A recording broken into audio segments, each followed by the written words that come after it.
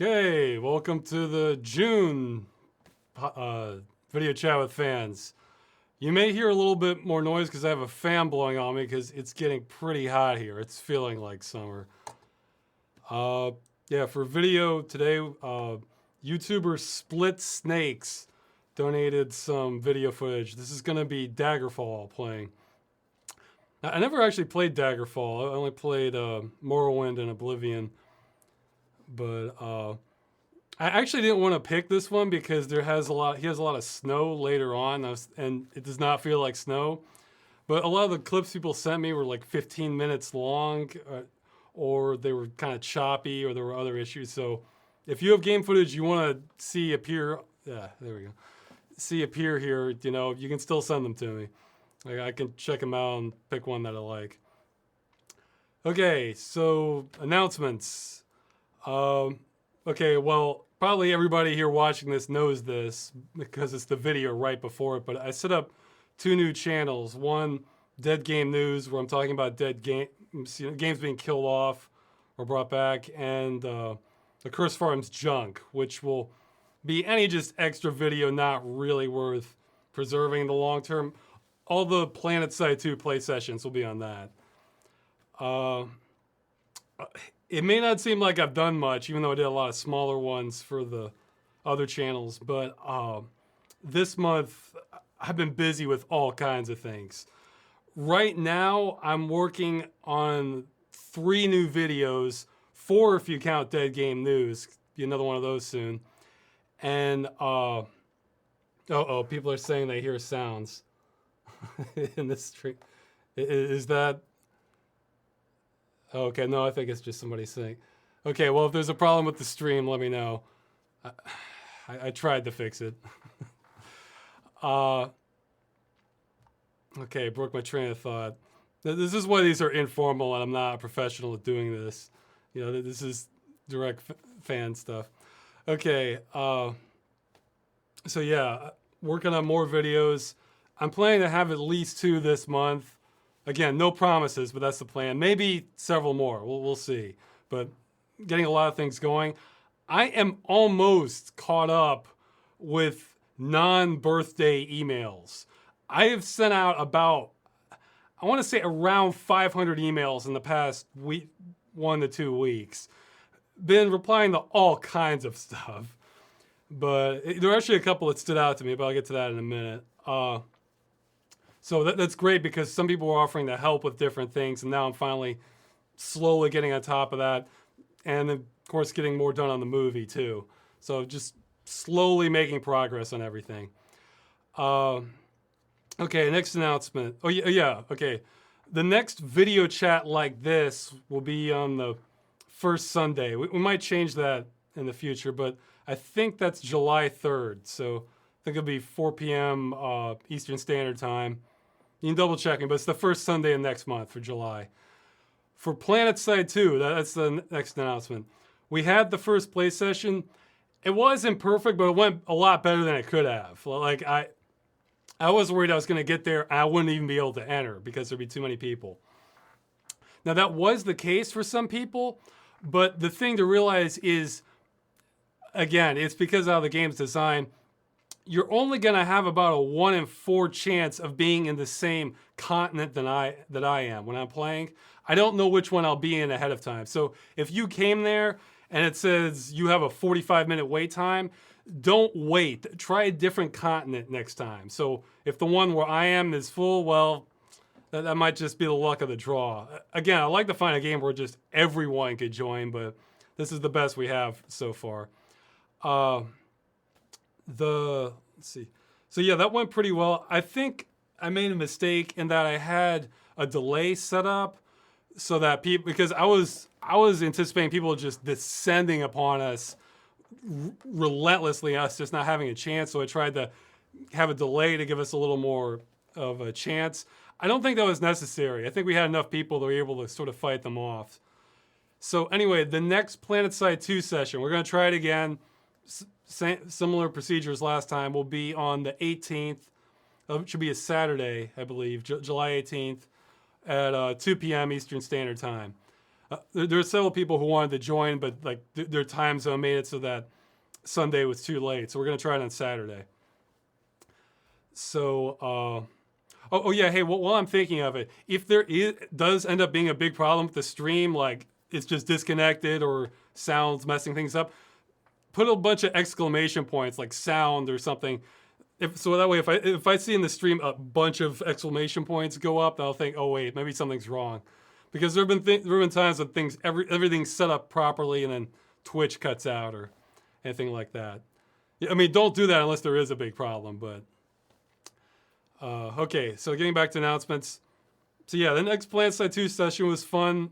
I think maybe I shouldn't have switched continents. It might have been more fun if I just kind of kept pushing, because we had people coming against us, but we held them off better than I thought we would. I think my tutorial might have worked out well in that even if people didn't have orders, they sort of knew what to do. So that way, if there was a bunch of tanks, everybody was going heavy assault and getting the rocket launcher. Because at one point, I thought there was a platoon that was going to shut us down, and they didn't. So I'm encouraged. We might be able to have some more fun with this. And I have some ideas to kind of keep it more interesting in the future. But for now, I'm just going to keep it normal the way we tried it. Okay, let's see. Yeah, just a couple things. I'll start answering questions. I have a bunch this time. I'm going to get more selective with them. But when I was answering the emails, there are two that jumped out at me. One is someone managed to find about business addresses of about 80 middle management employees at EA. So I'm still trying to decide how to handle that. I mean, I'll probably release them all, but I'm thinking maybe we could get like a vanguard of people who are really willing to send out that many letters, and we could sort of coordinate the message before we unleash the rest of the storm on them. I have some other ideas of how to come out EA to get them to stop killing games. Yeah, if you're wondering what this is about, I'm trying to get them to stop killing games. You know, games that depend on a company server, they shut it down, you can never play the game again. So if somebody's interested in helping out with that, you know, go ahead and email me, rosswscott@gmail.com.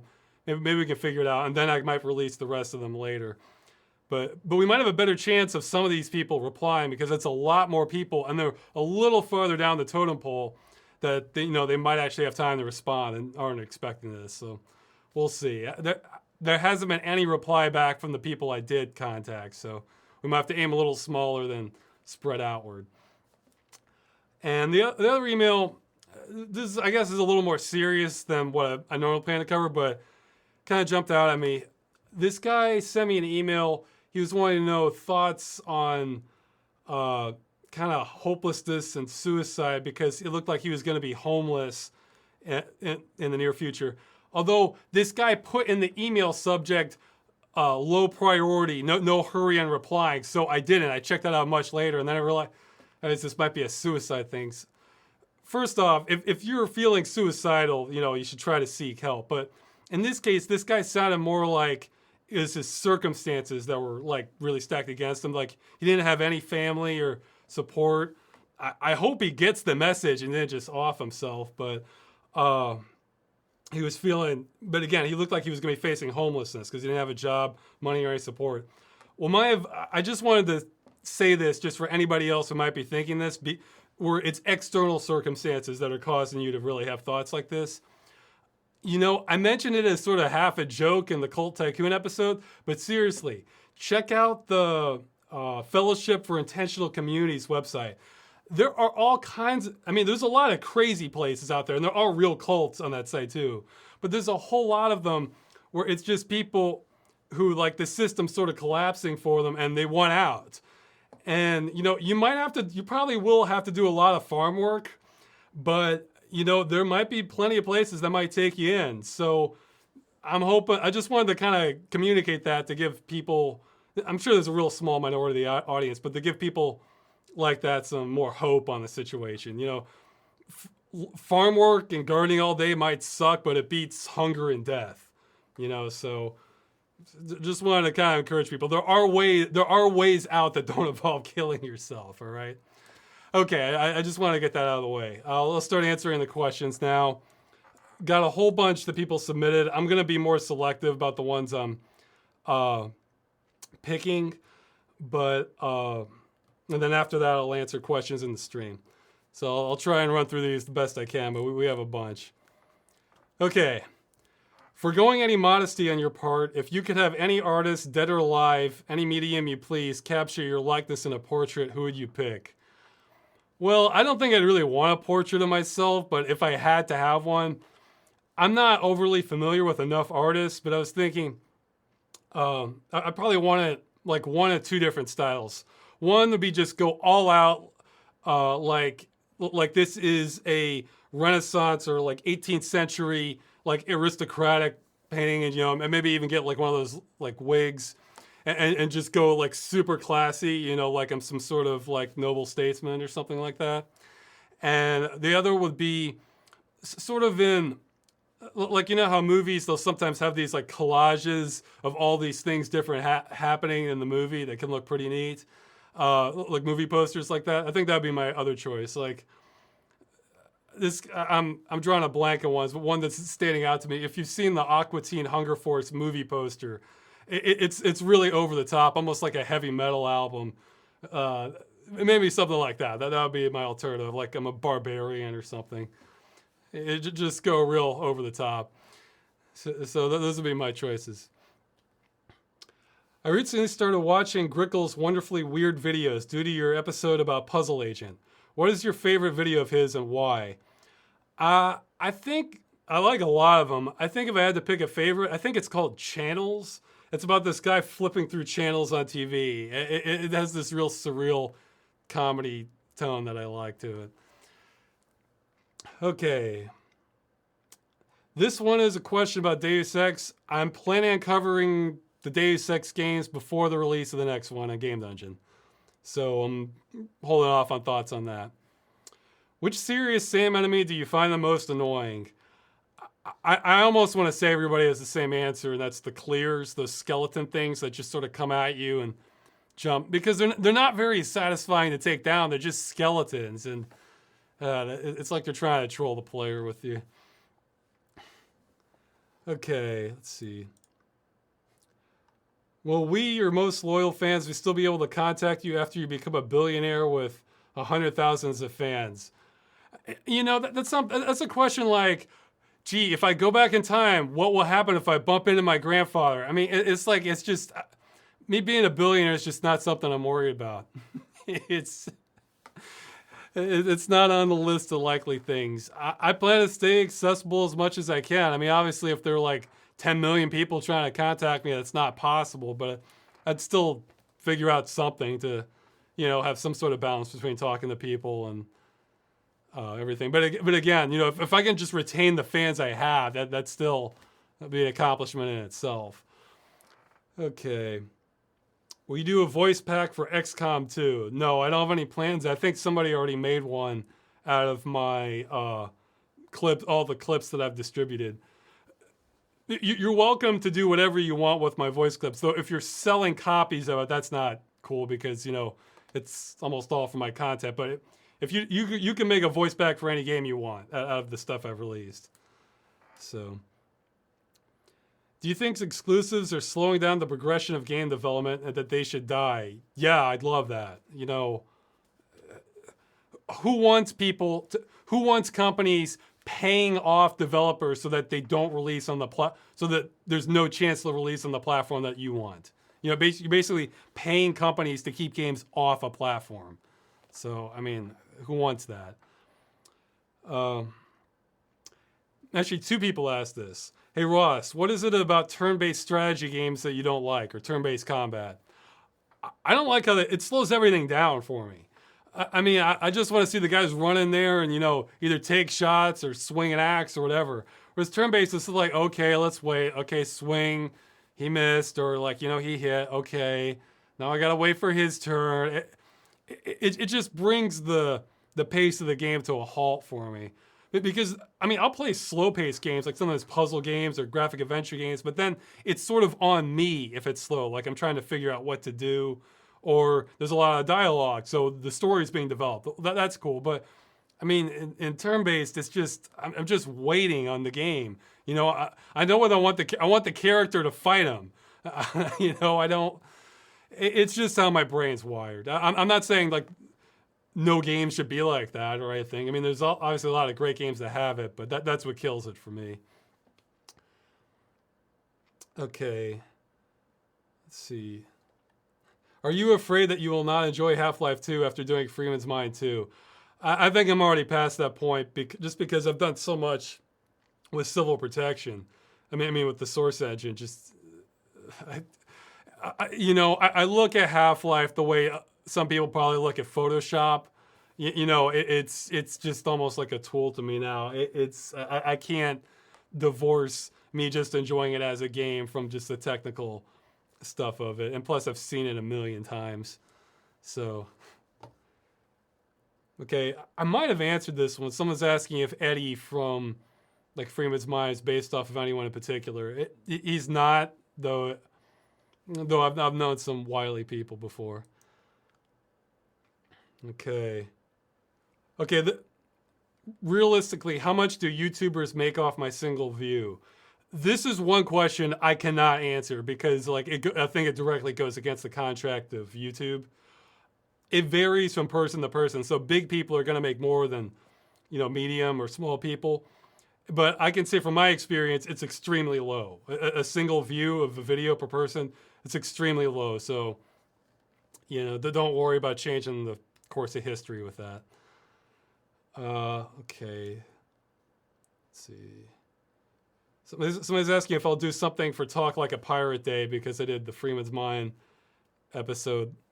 No, I don't have any plans. I think of, when I made, I think it was episode 27, let's see, for a while afterwards, you probably could have got me to improv pirate talk for a couple of weeks where I could just carry it on like maybe a conversation because I sort of trained myself for the episode, getting just working in pirate lingo wherever I could.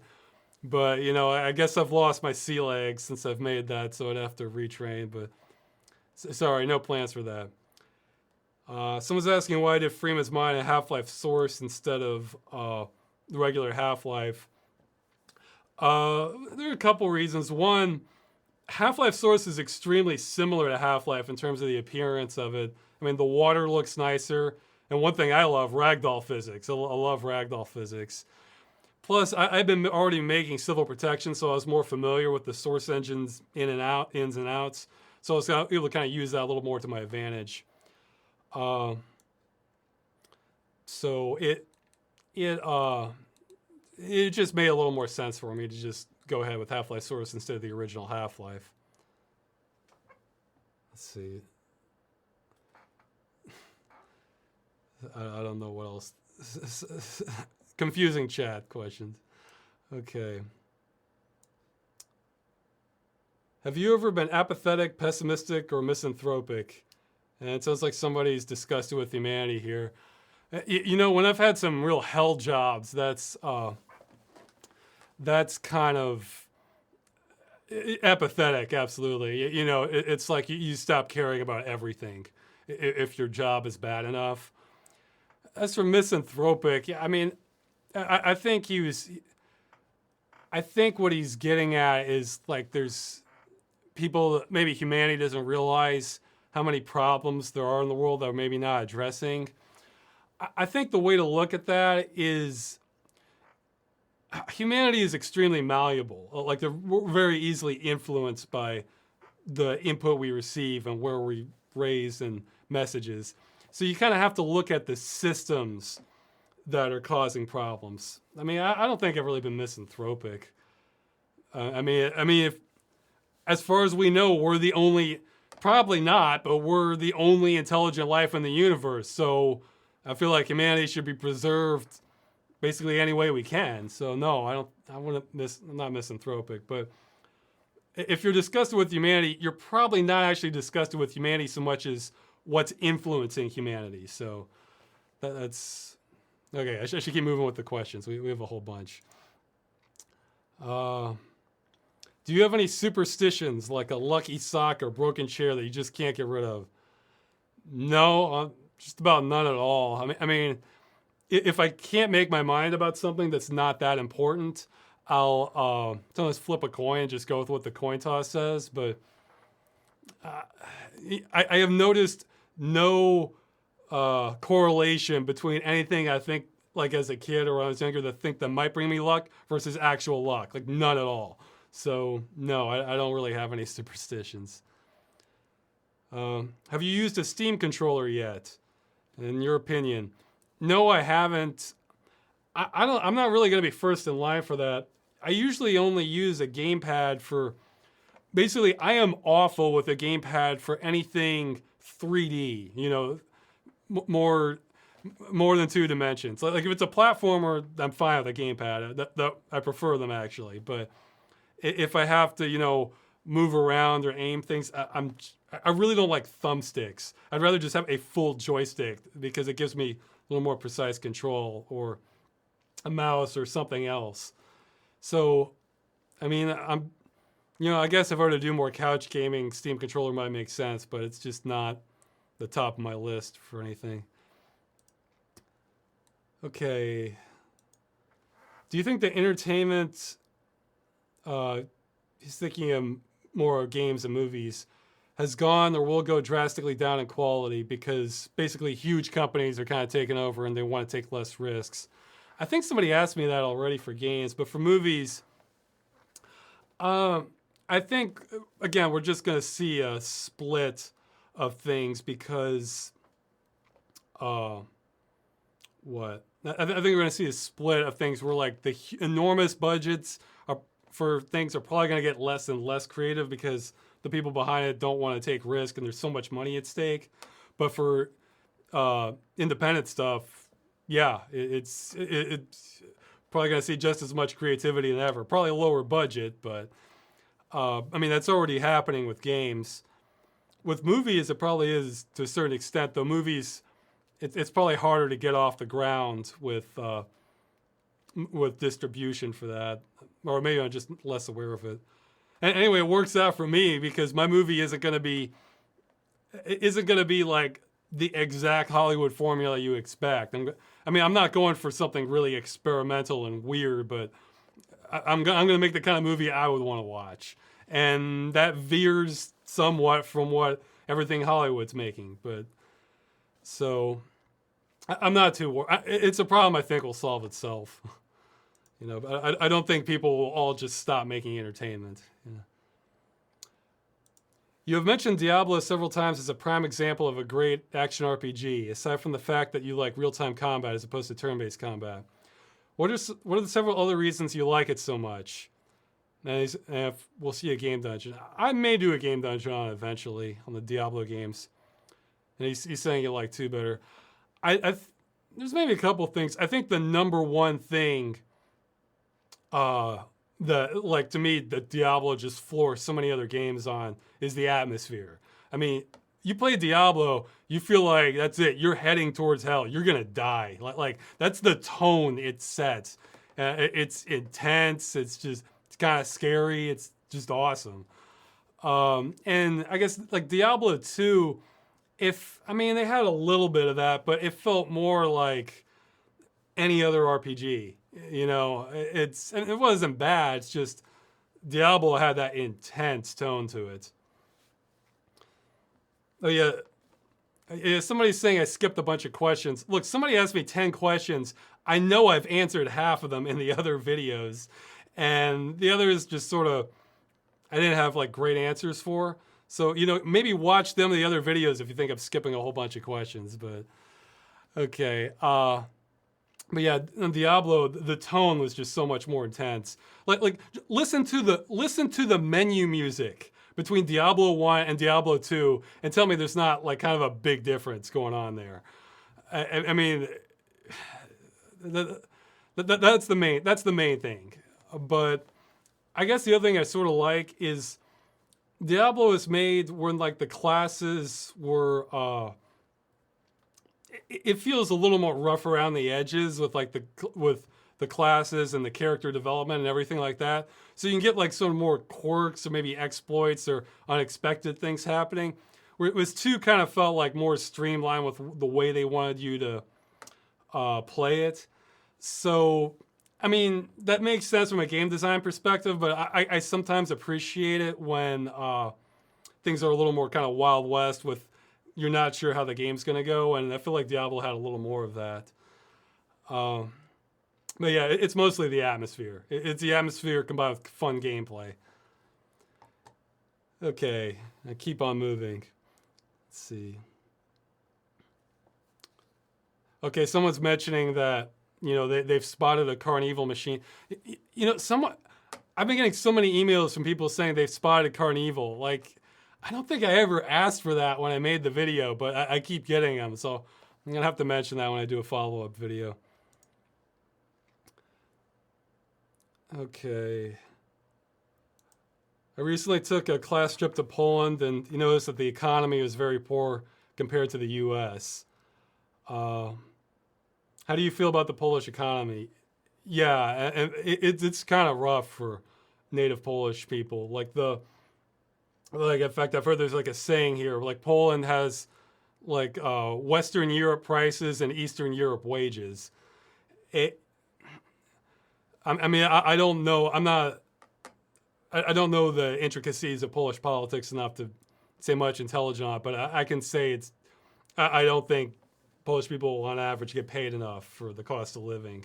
I'm fortunate enough that I'm able to bring in money from the outside, but yeah, I want to say about a third of the Polish population, or at least like the youth or something, immigrates outward, like especially to the UK. So they can get better jobs that pay more. So that should say something right there. If you could go back in time and stop yourself from doing something, what would it be? When I think of like most of the mistakes I've made in life, I'm not sure it would have been like the correct decision to change that because I learned things from it. I have some more wisdom.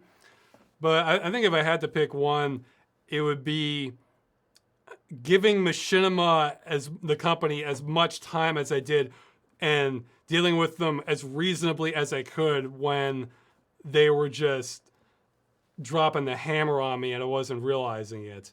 Because I could have had things resolved, 8 months sooner than I did and kept more of my fan base and just probably had more money. No, definitely had a lot more money. It felt like I was getting bled dry during that time when they tried to change the contract terms on me. So I think that's the thing I would have changed. It was like a game with the legal team where I didn't quite understand the level it was playing at. Like the analogy I would make between Machinima, it's like I was trying to approach this like a reasonable person, and I think that was my mistake. It was really just about lawyers. That's all it was really about. And the analogy I would make is like, say you're trying to win a chess game with somebody, like you're playing in the park, and you may have the best chess strategy in the world. You may be like a grandmaster, but you're going to lose because that's not really the game. The real game is somebody else is trying to pick your pocket while you're playing. So if you don't know that and grab their hand when they do that, you're going to lose because they're not really playing chess. That's sort of the analogy I would make to that. Okay. What is the worst job you've ever had? I honestly can't answer because they were worse in different ways, but I can give you the top candidates. When I was working as a kitchen steward for a Boy Scout camp, I was literally, I'm not exaggerating, because of some screw up in scheduling and it was my first like paid official job. I was working 90 hours a week. I am not making this up. I ended up quitting after a couple weeks because I just wasn't getting enough sleep. Like they screwed up with the scheduling and I didn't know any better. I figured, well, okay, this is normal or I can tough it out. But man, it just got to me after a while. I wasn't getting enough sleep. It was just terrible. So, and of course, I'm sleeping at some tent out in the woods, with bugs crawling on me and everything. So that was not fun. When I did the phone tech support, that worked on me in a different way because, again, you never have 1 second of downtime. It's as soon as you're done with one call, then the next one comes up. And having no downtime whatsoever at a job wears you down. Like, not even having like 30 seconds to just sort of space out or collect your thoughts or something. It can wear you down. Uh, Security guard was pretty bad because, again, just doing nothing all day, that works on your mind in other ways too. It's, uh, it was, okay, good. I thought for a second I wasn't recording the stream. I was thinking, oh no, not again.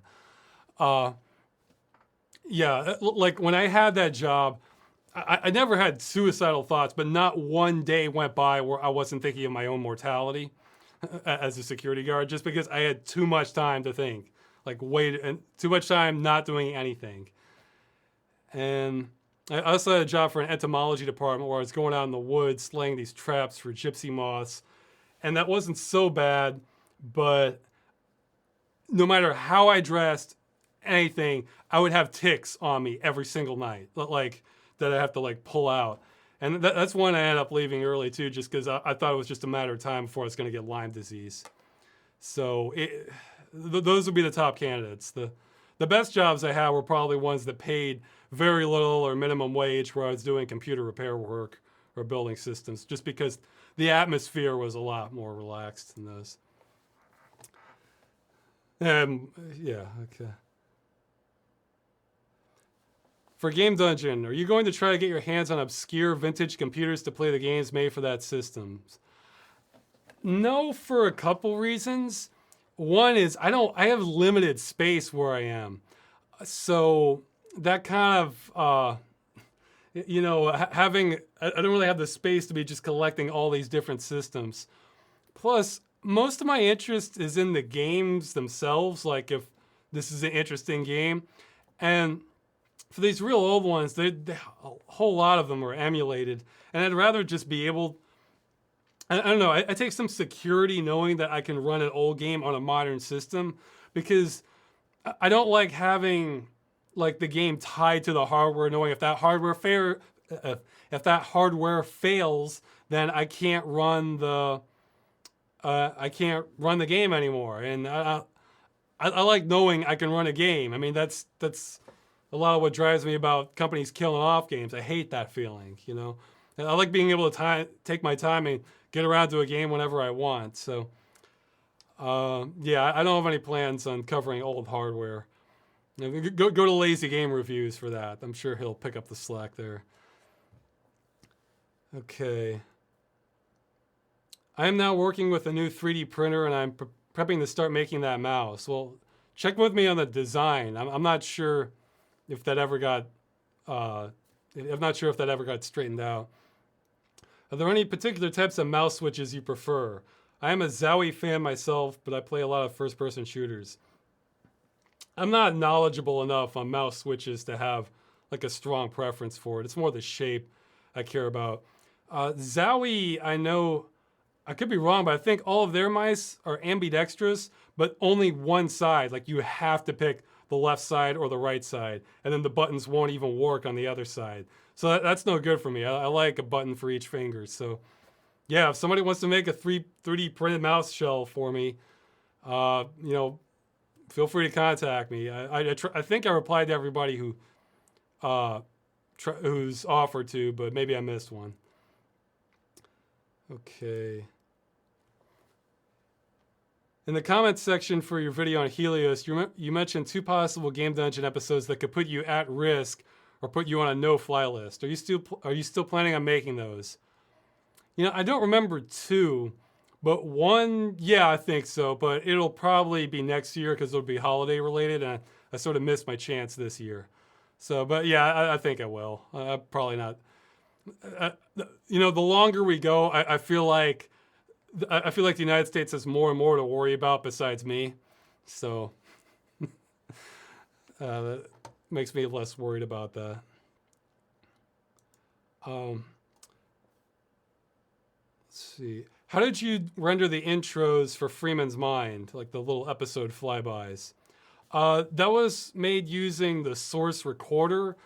That's the same method I used to make like moving shots in Civil Protection. Like you record a demo and then you plot out your path. Boy, talk about aggravating tools. I would be amazed if people have used well, okay, I'm sure there's something out there, but there's not much out there that's more frustrating to use than the tools for that. But for me, I felt like it added a lot to the, well, not a lot, but it added some appeal to the episodes, having that rotate. So you got a new flyby for each episode. I enjoy doing that now. I mean, I enjoy doing that. Or not doing it, but the concept is what I like. When did you learn to edit, and do you have any professional experience or education in the film industry? No, well, okay, I had like one or two classes in like 2000, let's say like 2002, 2003, but it wasn't really on editing though. It was more just on like using camera stuff. I mean, like handheld cameras. I mostly just stumbled into it, just trying to make videos, and I've seen a whole lot of movies, are the other two big things. So just sort of monkeying around with it till I was able to figure it out. Yeah, in fact, the first episode of Civil Protection was done in virtual dub. And that's not like an advanced editor for, that's not something you really want to be editing lots of movies with. That's more better for processing stuff. So, let's see.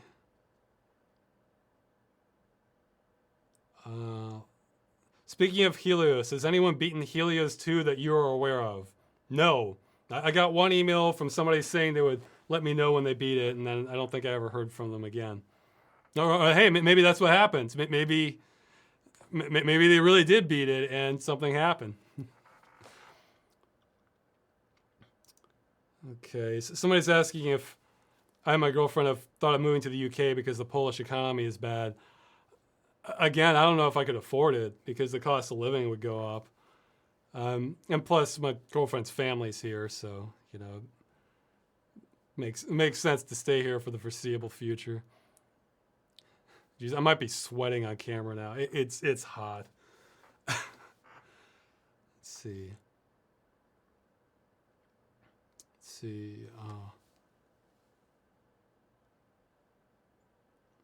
What are your thoughts on Jim Sterling and the digital homicide debacle?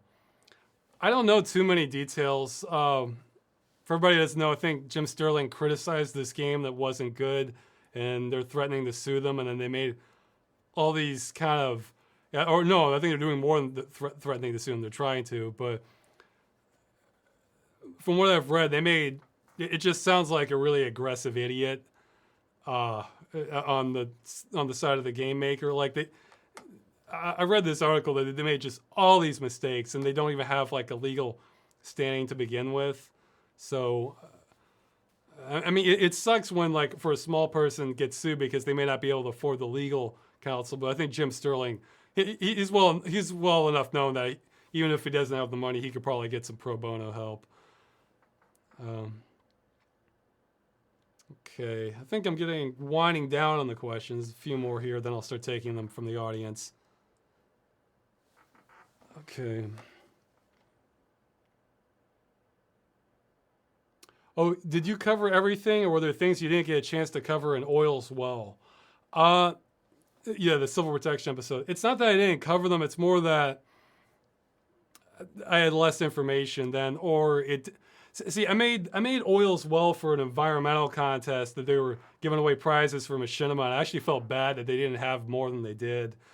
And in a part of the requirements for that contest were that you had to post a solution. And I think the biggest thing is I don't think electric cars in and of themselves is a solution. The problem's too big with oil. More trains and railway would be a start, but really the only solution to how like energy dependent we are in oil, I think, is honestly scaling down. I mean, this is with all the alternative energy sources and electric cars and better public transit. I think the only realistic solution is scaling down the way we live. And that's not a popular answer. You know, basically everyone using less energy. And our current system is set up that, you know, there's probably a snowball's chance in hell of that happening before a major crisis. So, but that's the only thing is, you know, scaling down energy use. So, And again, this is with all the alternative energy and everything, because most of the use of oil is for transportation, we just use so much of it. But okay, yeah, I should keep moving with the questions. Which of your videos do you consider the best? You know, I see problems with all of them, except some of the April Fool's Day videos, like the Halo video and the Diary of a Zombie. I feel like there's almost nothing to improve because they're so small that I got everything I wanted to do. But for the others, I guess Civil Protection or the Tunnel. I thought Morning Patrol came out pretty well. And writing Shadow of a Doubt came out pretty well. And the Stranger in Need video were probably the best. But hey, once I make the movie, that'll be a simple answer. You know, the movie. Do you have any favorite YouTubers? I have a few. You know, he's spread out across maybe 6 different channels or something. Mike Polk Jr., he's the guy who did the Cleveland tourism video. He's made a lot of funny stuff. I think they haven't updated in years now, but I loved, what is it? Magic Hugs. They make a lot of surreal comedy videos. And let's see,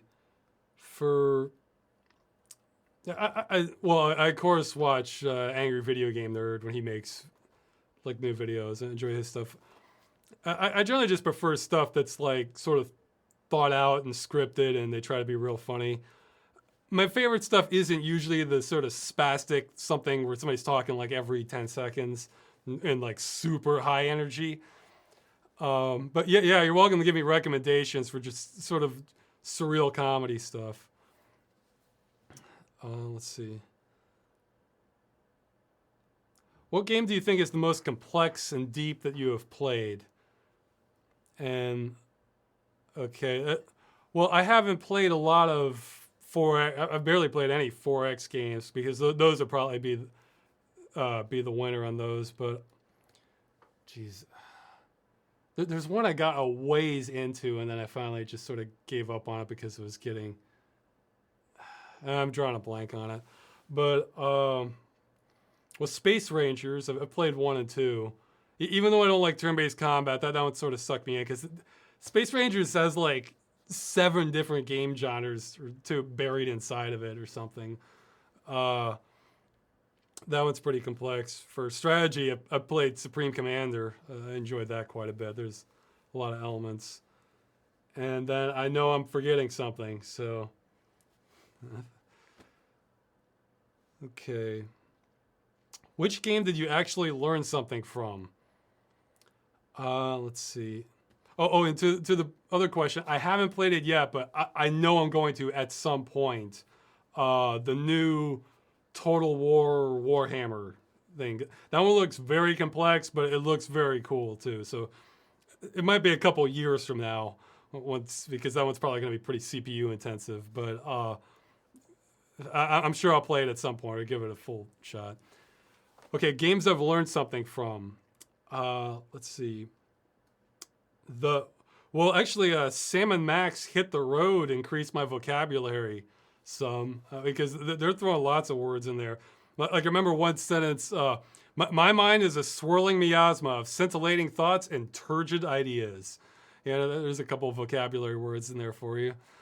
Let's see.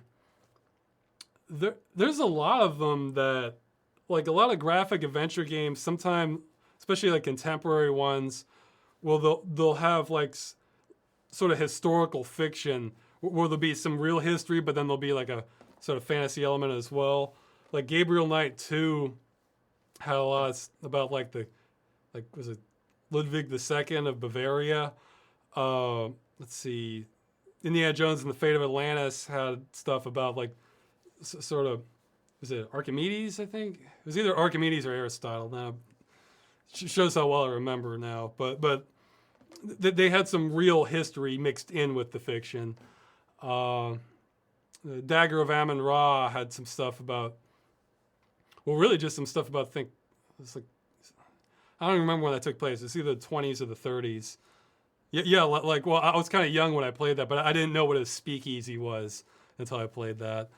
Uh, yeah, the Riddle of Master Lu. There's stuff in some Chinese history. There's several of them, mostly graphic adventure games, but let's see. Okay, moving on. Okay, someone's asking if I use project management software. Not really, because for the movie, it's such a big deal that I'm getting help with that. For smaller videos, I just keep a list of things I need to do just on Notepad, so nothing fancy. Okay, and someone's asking if they should set up Accursed Farms Facebook. You can, but for the record, I have no official involvement in it. I'm so busy with things to work on, to take on Facebook too. Okay, I think that's it. There were a lot more questions to this, but a lot of them were repeats or stuff where I'm not going to have that good an answer for. So you can start asking questions in the chat. If you do, though, put 3 equal signs marks in front of it so it's easier for me to spot it. And yeah, I'll start answering chat questions.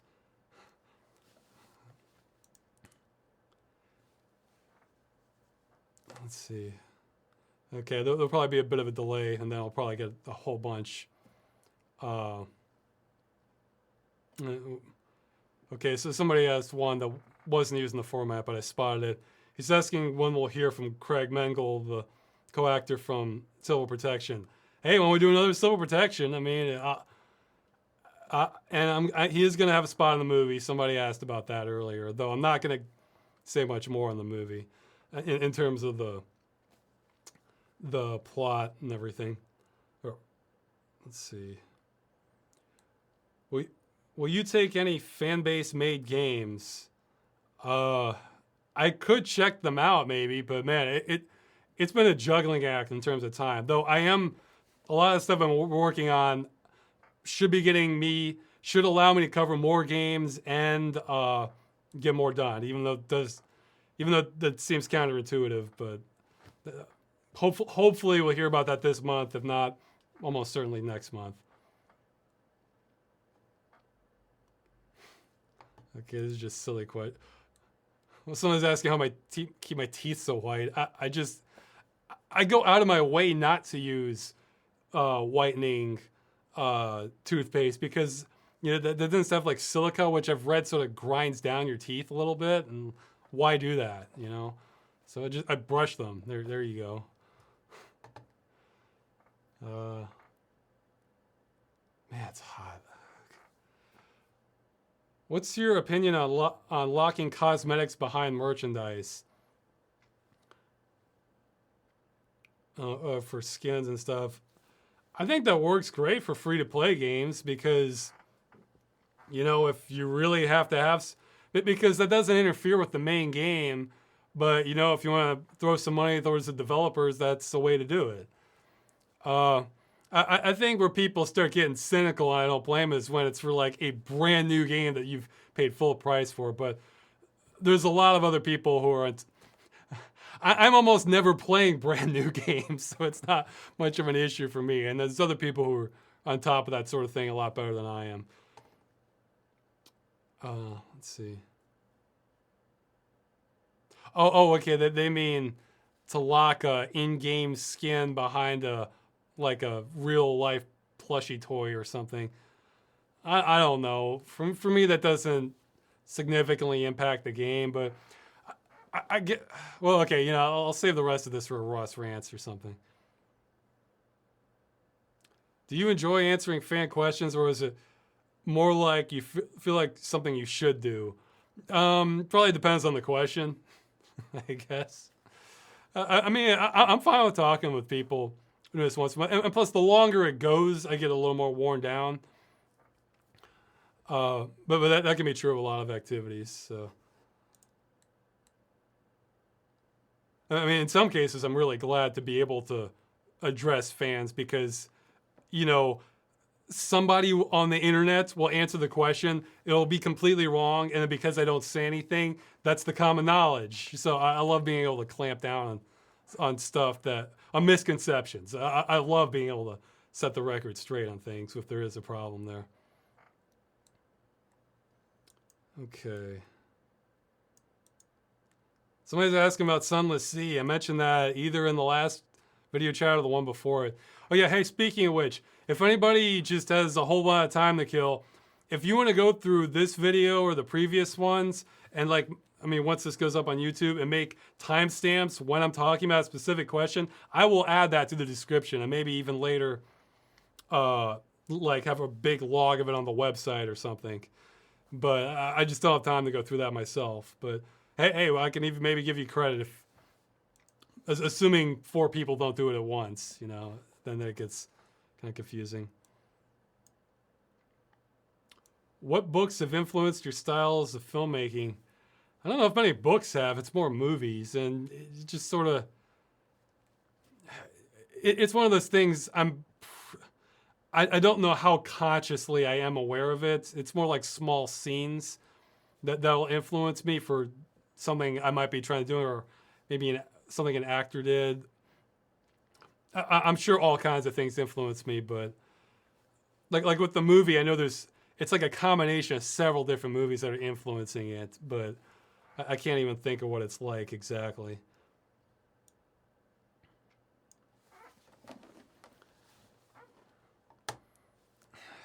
Okay, guys, I gotta tell you, I'm gonna skip more of some of the questions feel more like asking questions for the sake of asking questions. And those can be, if I think it's a fun one to answer, then I'll go ahead and do it. But if it's not, I think I'm just gonna kind of keep moving on. Let's see. I mean, because then we could just talk about something else then, rather than just.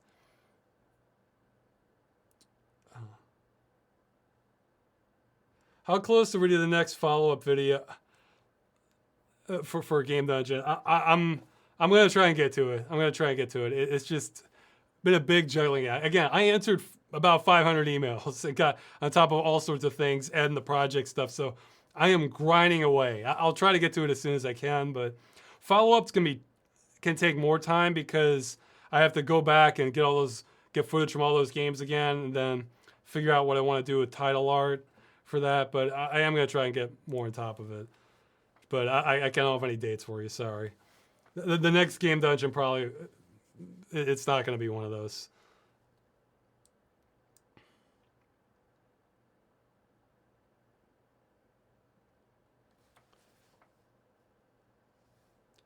Are you a fan of time travel when done right? And have you ever seen the movie Primer? Yeah, I think time travel can spice up many movies or stories. And yes, I have seen Primer. Although Primer it's impressive for extreme low budget movie. Although I will say, I think Primer tries to make itself seem deeper than it is because it just doesn't care about the editing continuity. It's like, take a movie, cut it up, take away half the pieces, and scramble what you have left, and that's Primer. So yeah, some people think, oh, that's so deep. I think it's kind of annoying, but I mean, it's a good enough story even with them doing that. So.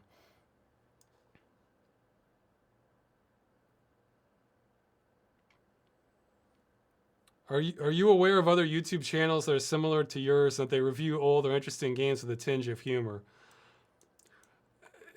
Man, I hope I have more than a tinge of humor. In fact, that's a sign I'm doing things poorly. But hey, that's what I'm saving for my more creative projects. But, well, again, I follow the Angry Video Game Nerd, but I know a lot of people have mentioned like JonTron. I haven't seen many. JonTron tends to be more like kind of in your face than like what I prefer. Stan Birdman, but with the U for Birdman. Boy, if you like his stuff, you're in for a treat because he's made hundreds of videos, and you'll curse YouTube for how difficult it is to find older videos on the same channel. he is great at improv. I mean, some of his videos are faster and are funnier than others, but he does like just improv comedy for most of them.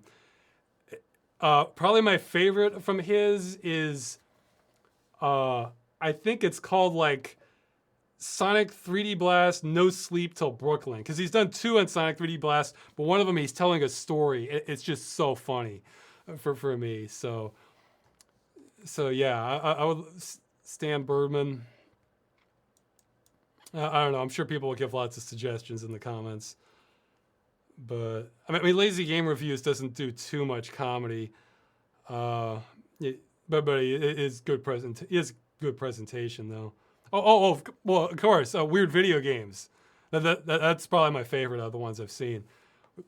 I know a lot of people aren't the biggest fans of Tom when I've had him appear on the video, but I love his stuff. Most of it. Okay, should keep going. Here, I have a better idea. Because see, people ask me these questions, and then I lose my place trying to find them. But I'm gonna try and sift it better. Okay. Jeez, I completely lost my place here. Oh, okay, it's because the IRC client I'm using does things in a really odd way.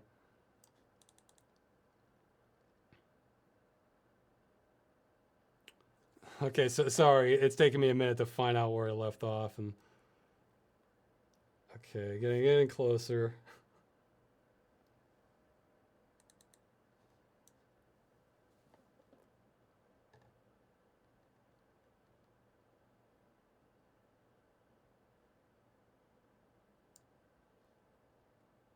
Are you ever going to take on assistants to help with your spin-off channels and free up some time? I mean, for Dead Game News, yeah. I mean, boy, that came at me a lot more frequent than I thought it would. There's another one I have to do because so much news is stacked up. I'll see. I mean, I don't know if I can do that without giving access to my YouTube account, which I'm not going to do. Sorry. For obvious reasons. But, yeah, I'll see. I am getting better at delegating things. That's, but okay, I should keep going.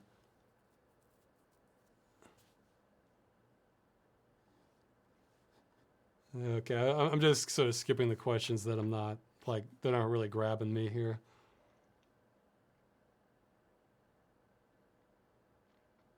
Website development. I'm really gonna push hard on that this month, getting that. I almost got the very beginning of stuff set up with that today, but it's going to get started very soon. It might still be a slow process, but again, that was part of what was behind catching up on all the emails.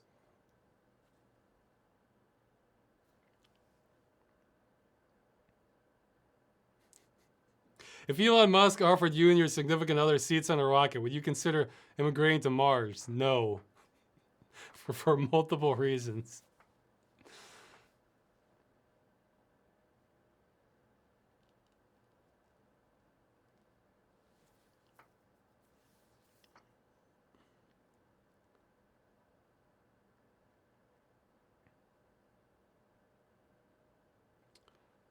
Would you consider making a progress chart for the movie like you did with the tunnel? Not unless I'm getting a whole lot done. Because people will get too discouraged seeing. See, like, okay, let's say you go up 1% a day. You know, that's like, what, 3 months? Okay, let's say you go. See, progress, it's a tricky thing to measure on something this large. So, and I think it would hurt morale more than it would help it. Because then I realized, oh, I'm not really 10%. I'm only 3%. You know, so it's, I don't know. But it is coming along. The important thing for me is that I'm still going forward and things are getting done. So.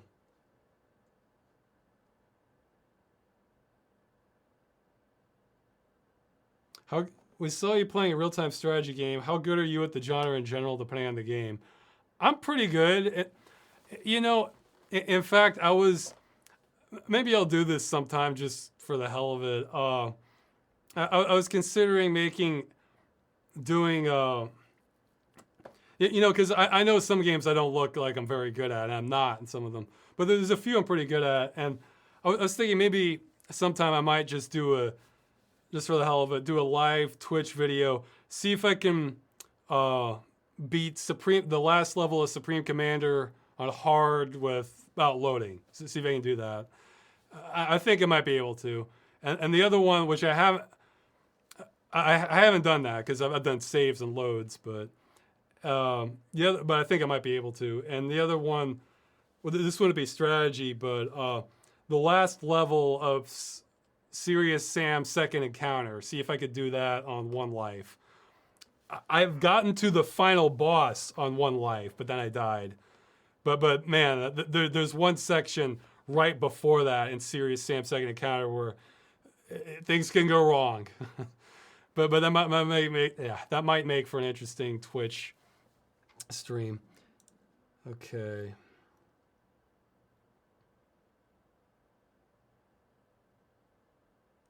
Well, a lot of people are asking, have I played this game, or am I going to do something on another game? It comes up every time, but the thing is, even if I were to answer that, I mean, one, it's games I do plan to cover, I'll cover. I'm going to try and get more going on. And games I don't know about, well, I don't know. And even if I were to answer it, which I haven't some of them, and occasionally I'll cover it if it's like a game that has like maybe something going on with the news or something. But somebody's going to ask it next month.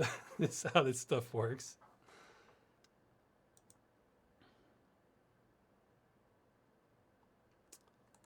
Okay.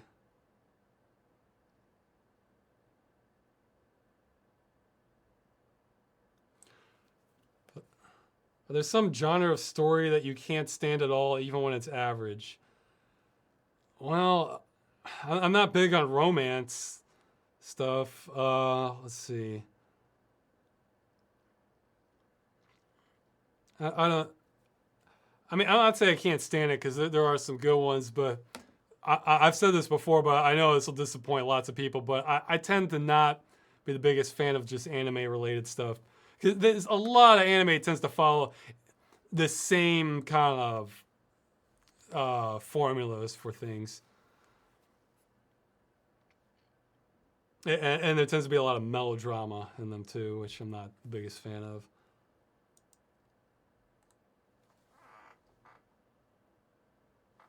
Do you get recognized on the street or have been? No.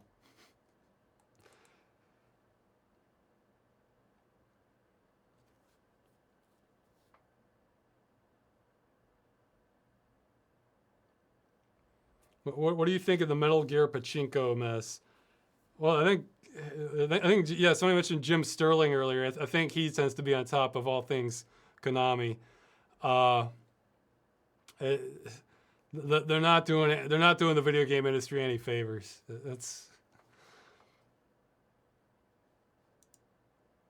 Do you need any help in creating subtitles for your existing YouTube videos? Daniel, project manager, handles most of that. If you wanna help with subtitles, there's the sections for them in the forums actually, but you can also email Accursed Farm Stuff, 2 S's, farms and stuff, at gmail.com, and he can help get that into the videos.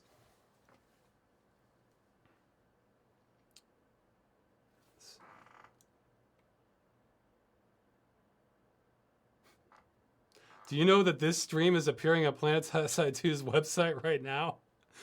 No, I don't. Well, that's on them.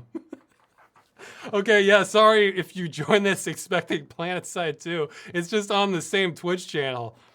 In fact, Rel from Planetside, I didn't even find out about this until after the event. He made an announcement for the next for the Planetside 2 session we did. So that's on them. Sorry.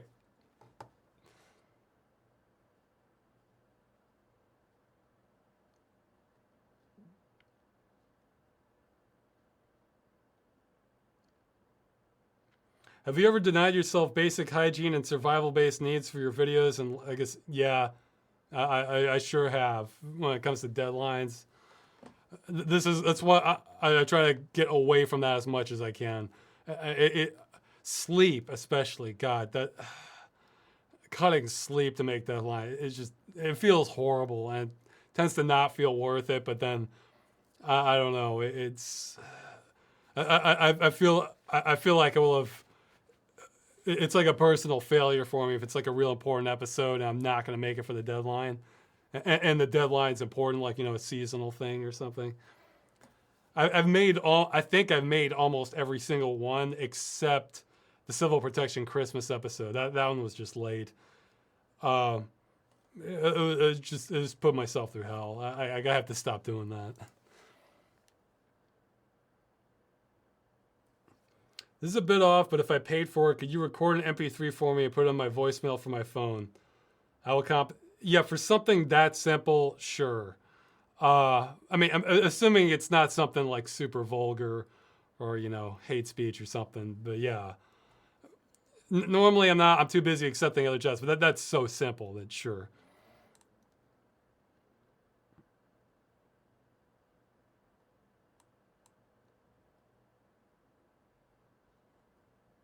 Someone's asking Paragon or Renegade. I guess he's referring to Mass Effect. I think I went a lot. I kind of went both, but basically, I had like no respect at all for the Planetary Council. So, but like I didn't go out of my way to be a bad person, but I just had no respect for them at all, and my actions reflected that.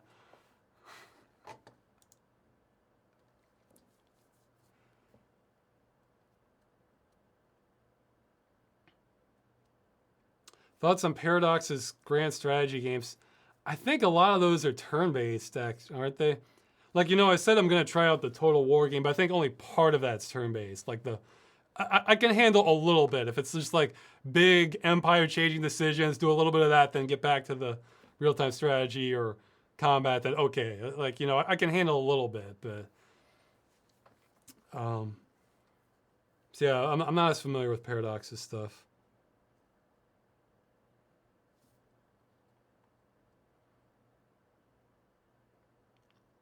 Do you consider old console game reviews?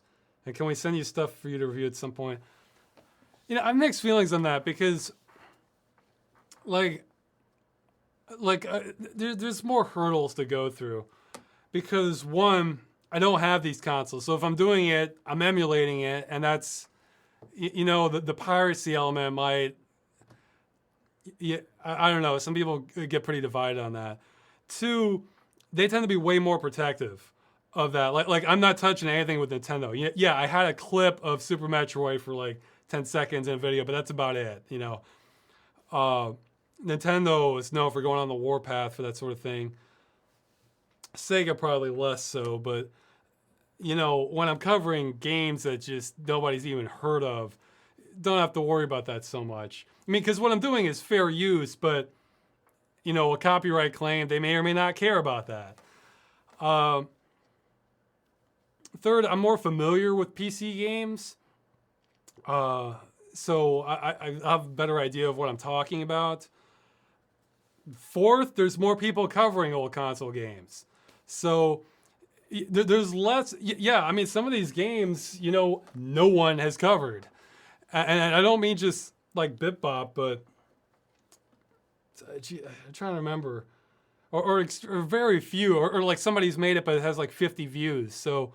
I'd rather get the stuff that, more people haven't heard of. Also, it drives me crazy when like big established like game journalists say something that I know is demonstrably false, but it's obvious they've never heard of this other game. Like, well, probably, okay, this is a mainstream example, but I've seen people act like Resident Evil, like the original, is like the first survival horror game.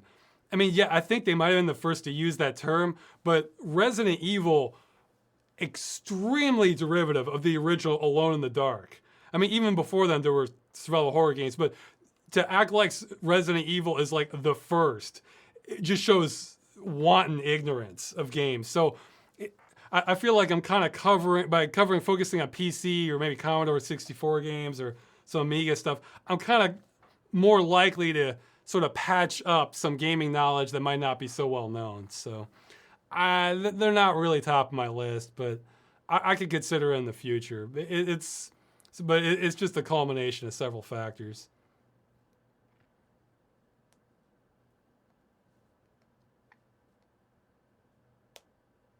Is there a working code name for? Yeah, somebody asked. There's not a code name for the movie yet. Maybe I should come up with a code name, but I think people just get confused then, because then a year from now, people will still be asking, "What's that mean?"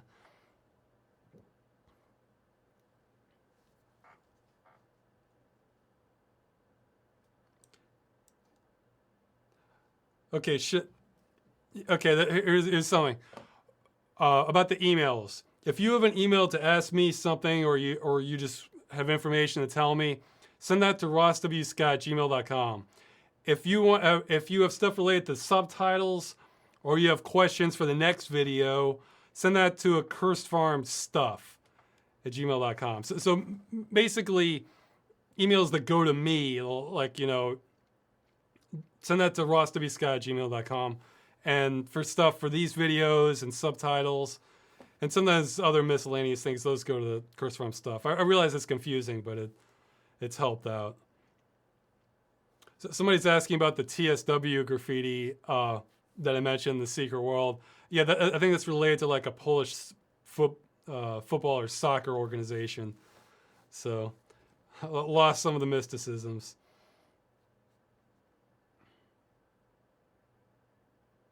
What do you think of ambience music?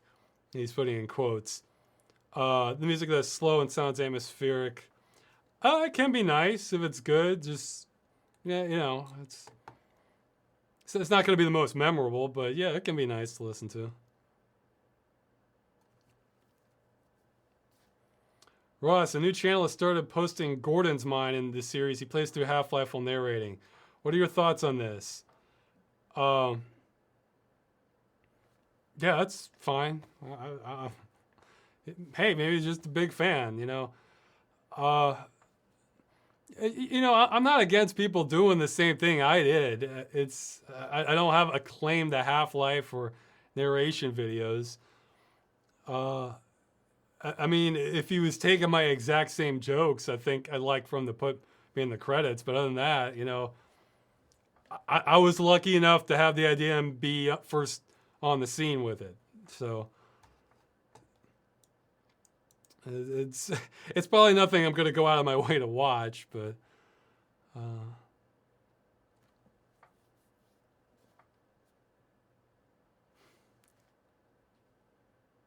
what do you think is the most philosophical, meaningful video game? Boy, that's a tough one. Well, I mean, one that jumps out at me, of course, is I have no mouth, but I must scream, and I must scream. But the ending to Boppin' is pretty good, but for philosophy, but that's not really the whole game. I mean, I know some people are going to mention the Stanley Parable, but I feel like Stanley Parable is kind of a lot of that's just kind of misdirection on top of a lot of things. But it's a good question. Geez, I know there's some others I'm thinking of.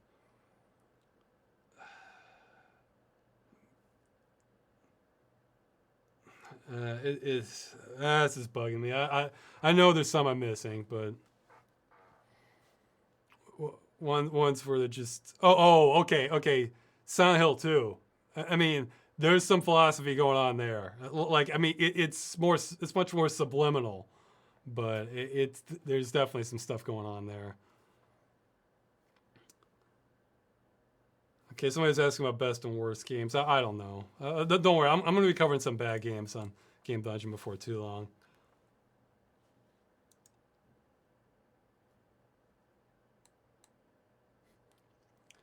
Okay, well, I'll answer this. Somebody's asking about Mass Effect 3 ending. Yeah, okay, so if you don't want a Mass Effect 3 ending spoiler, skip ahead, I don't know, a minute, something like that. Okay, which one I went with? I went with I mean, they're all practically the same, really. But I went with Control because no, not Control. Destroy.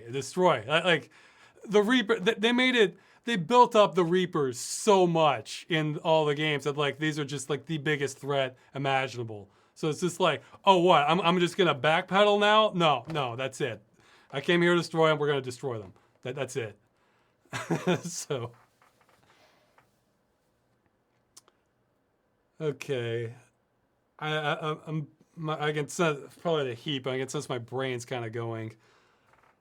So can I give a few more questions? I know I've ignored some, like what are my favorite foods or stuff. Some of these I've answered. Some of them I don't know.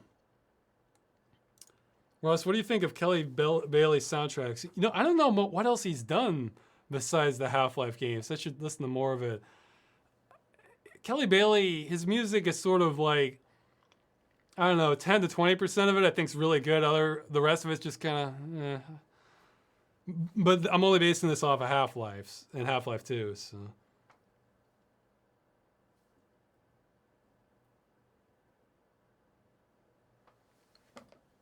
Would you consider combining the Civil Protection and Freeman's Mind universes? Maybe a little bit, but I don't know. It's not top of the list or anything.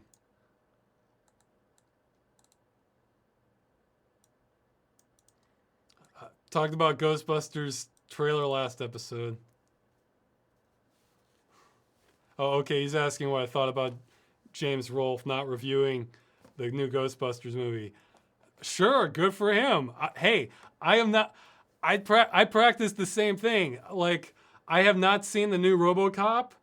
I have not seen the new Indiana Jones, because so if there's a movie I'm pretty sure is not going to be good, and especially if it's like a remake or a sequel to another one, why watch it? Why not just like enjoy your good memories, you know, and watch a movie trying to be new instead, you know. So he's saying it felt like the media assassinated him. I don't know much about that. I mean, I saw his video saying he's not going to review Ghostbusters. Sure, I do the same thing. I don't plan on watching the new one based off the trailer. I mean,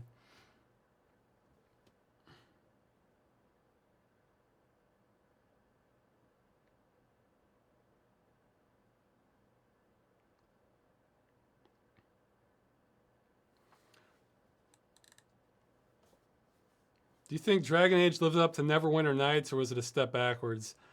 I never got very far at all, Neverwinter Nights. Did that one have turn-based combat? I can't remember. Like, I don't know. Or else the combat was real. You know, the more complex an RPG gets, the less likely I'm going to be able to slog through it. Like, I know some people really dig this stuff. So again, I'm not saying it's a bad thing. I'm just saying in some cases, I feel like they get the games overcomplicated, and that just sort of shuts me out. And Dragon Age, it was more approachable for me. So I've only played the first Dragon Age though. Okay, I'm not going to. This is a good question, but I'm not going to answer it because I think it would terrify my girlfriend thinking about it. So it has to do with a certain animal. I'll say that. So she's not fond of this animal.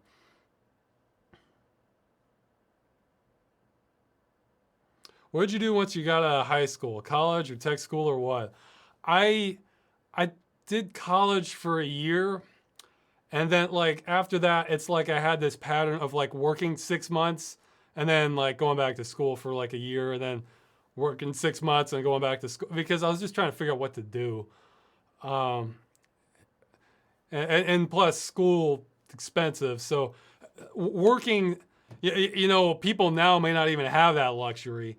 But if you can, working, you know, kind of entry level jobs does two things. One, it earns money so you can kind of get money together to try to go back to school, and two, it helps you figure out what you'd rather be doing than that job. so it can kind of help focus you. Um, Before I graduated, though, I did a few months at some general courses at a community college just to get my credits because I knew they would transfer over to the university I was going to, and that's so much cheaper to do it that way. So like the specialized courses, I still did at the university, but I took several at just and these were like online classes for the most part. I just kind of came in, did the test, and left. Uh, so that's a much more. So it's if you're strapped for cash but still want to go to school, that's one thing to consider is maybe check your general courses at a community college and then save the university for the more specialized stuff. And plus, the community college will know exactly which classes transfer over to like the local universities too. So that could be a thing. But again, the whole economy and education structure is just being turned upside down. So this may be extremely dated advice. Yeah, in fact, I saw a great video recently on College Humor. Zen for Millennials. I recommend if you're trying to find a job or try to go to school, I recommend checking that out. It's a great video. Are you in touch with Total Biscuit? No, I mean, I have his email, but I figured he must be so busy. I don't want to hound him. I mean, if he wants me to come back for something, I'm up for that. But I mean, she's Total Biscuit. I mean, his videos get millions. So typically, the more well known somebody is, the more I try to like back off and not like bother them too much with things.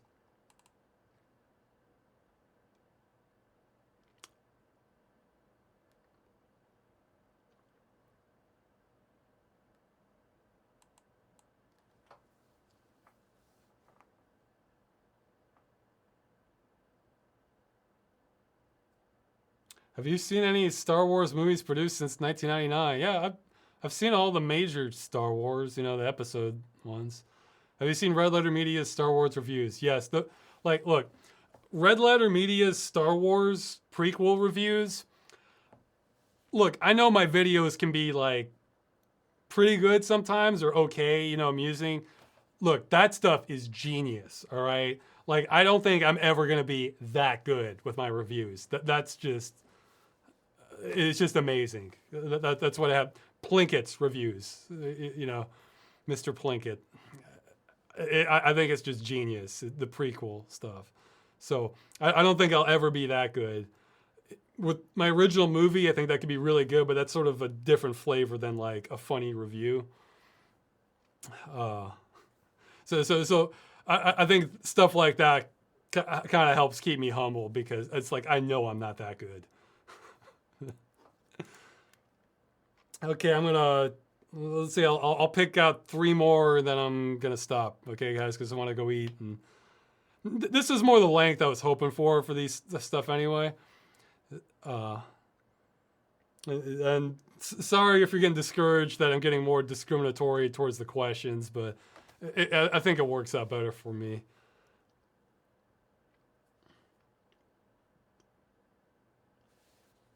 Okay, this is looking promising.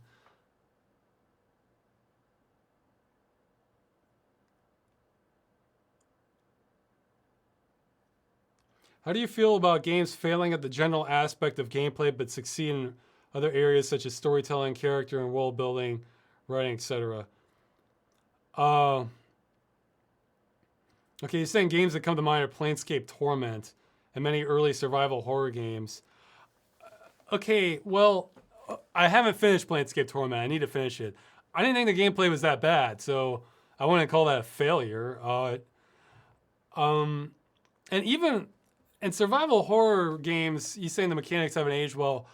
That's sort of, I think these are poor examples you're giving because yes, the gameplay has some quantitative problems with it, but at the same time, it's survival horror, so the difficulty almost adds to it because you have those tank-style controls and like Alone in the Dark, Resident Evil, because then the zombies coming at you, but you're going, oh God, like trying to turn your character around. So I don't know.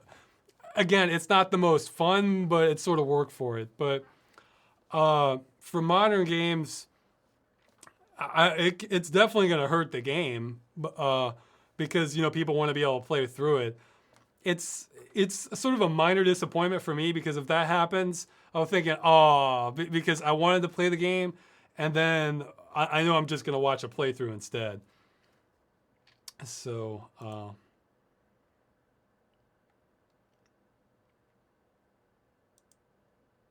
So yeah, okay. So that's one question. I'm gonna answer two more, then I'm gonna go.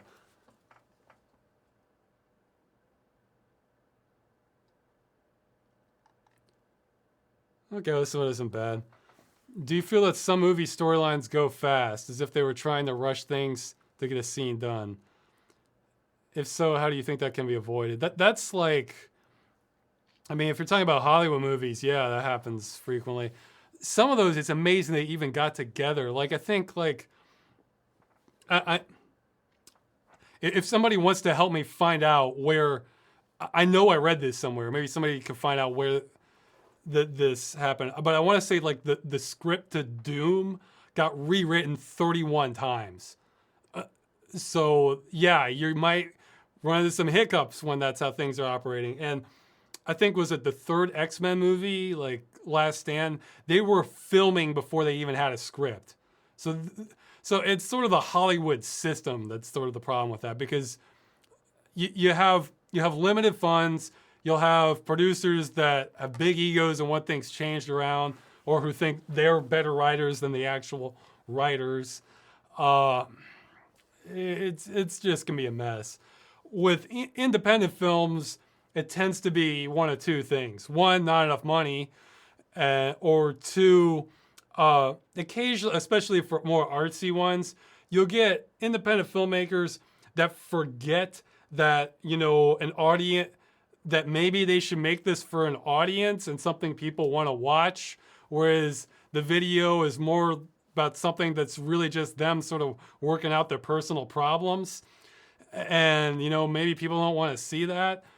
So, yeah, for my movie, for the record, I'm going to make a movie that, like, I think that I would want to watch. And I think a lot of people will want to watch too. So this isn't just some personal expression thing. This is like, this is like the plot idea really appeals to me. So that's why I'm going with it. Okay. Okay, pick one more question.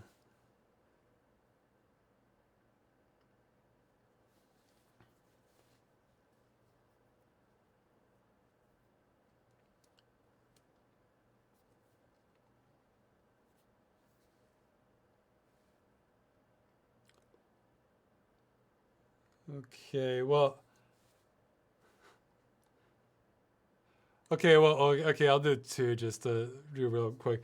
How would you build a story in a game with the concepts of paradoxes and multiverse theory? Again, go with time travel, man. Just keep time travel and don't worry about it too much. Don't give too many details, or else either think it out really well or leave things vague enough that everybody else will try to figure it out. And the other one is, does canon turn you away from spin-offs?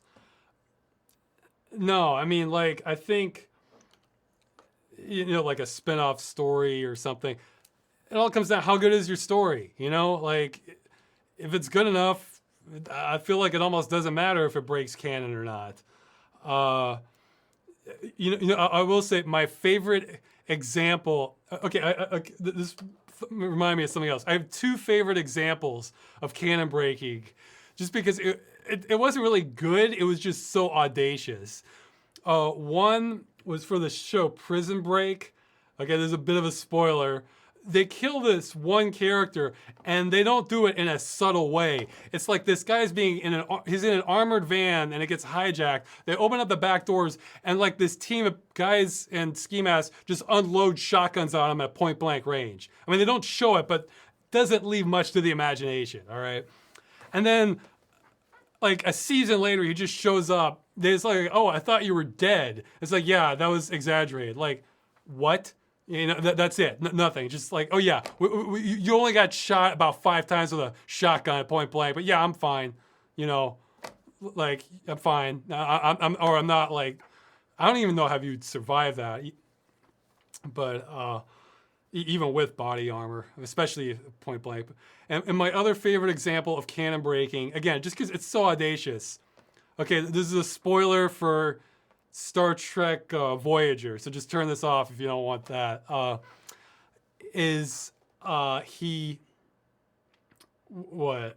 Oh yeah, at the end episode, you know, this tied in, this, like, I think this came after Star Trek First Contact, where, like, you know, at Star Trek First Contact, you know, the Enterprise, they stopped the Borg Queen or whatever.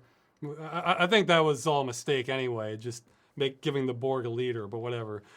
And so they stop her. She's gone back in time, and, you know, that they defeat her, then they return to normal time, etc. Okay, so Star Trek Voyager decides, you know what? We're gonna intercept things before that movie even happens, and we're just gonna kill her also. And just not worry about it. And okay, we do that. Okay, the end. Bye. You know, it's like, I mean, it made it really dramatic and everything, but so I think that's some other good advice. If you're gonna break canon, maybe do it in a big way, so it has like everybody talking about it. And so, like I saw a comment before saying if they were been filming the Star Wars prequels, they would just kill off Obi-Wan in the second episode and make everybody wonder what the hell was going on. So, yeah. Somebody's mentioning Voyager had very few good episodes. Voyager had such a great premise for a Star Trek series. Like, they're stranded and it's like half survival stuff. But it just, yeah, a lot of them got dumb. Also, I think for a ship that's you know, limited in its capabilities, like, you know, because they're stranded, you know, they can't just resupply. I want to say they go through about like 20 shuttlecrafts. Like they just throw them away like it's nothing. Like, okay, I think that's it. I'm gonna shut this off and go eat. Again, Planetside, Saturday the 18th. We're gonna try again. It's gonna be on the Emerald server. At starting at 2 p.m. I may try and stick to the same continent this time. I'll see. I may try to make it more presentable for the video when I put it on YouTube. Have some sound in there to make it more watchable, but I'll see. I'm still experimenting with that. That's it. This will be up on YouTube soon, and yeah, I get to eat. All right, bye.